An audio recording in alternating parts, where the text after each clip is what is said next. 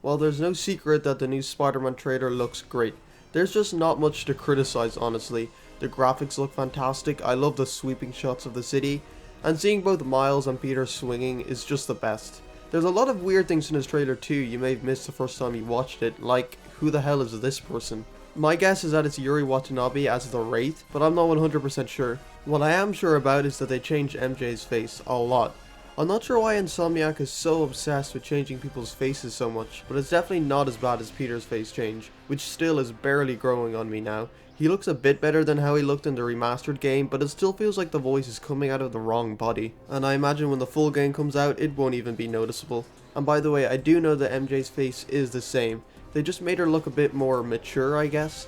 Unlike Peter's face change, I'm still undecided on whether I think it was a good decision or not. Also, I really do like the changes they made to the advanced suit. The only bad things about it were the shades of certain colors, but now that's fixed, so it's basically perfect. Venom looks great, no surprise there, because they stuck to the dang source material. He reminds me of the Venom from Web of Shadows, especially with the spider on his chest. Here's hoping he actually does something and isn't just in this game to look cool. I already know that he isn't going to be too great since it was revealed that he is an Eddie Brock. Very few good Spider-Man stories have come from someone else being Venom. It's a huge part of his character and I pray that they replace it with something. I'm definitely not overly optimistic about this version of Venom. I guess we'll see.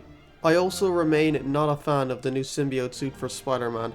It's not bad, but they really reduced a 10 out of 10 suit to a 7.5 because I felt like adding a few unnecessary changes. It's baffling how they managed to fumble the suit design so much, but whatever. It's worth mentioning that it was basically confirmed in the trailer that Harry is Venom, at least I think. He seems like an interesting character, but I hope that the Venom suit doesn't just turn him evil, and he actually has a character progression. Because he seems quite friendly with everyone in the trailer, so surely he must have some serious downward spiral into hating them before getting the symbiote. And I'm not sure how they're going to go about doing that, if they do that. But let's hope his reasoning behind trying to likely kill them as Venom later on makes some amount of sense.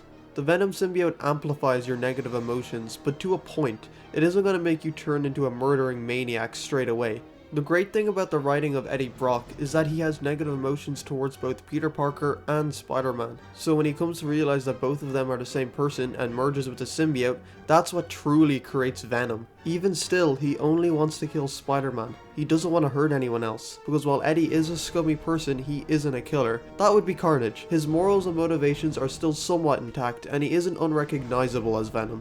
Now that's not to say that later down the line the symbiote doesn't bond with him more and slowly divert him into more of a monster, but at least at first it doesn't go that far. The symbiote grows in strength the longer it's bonded with its host. With that being said, let's observe what Harry does as Venom.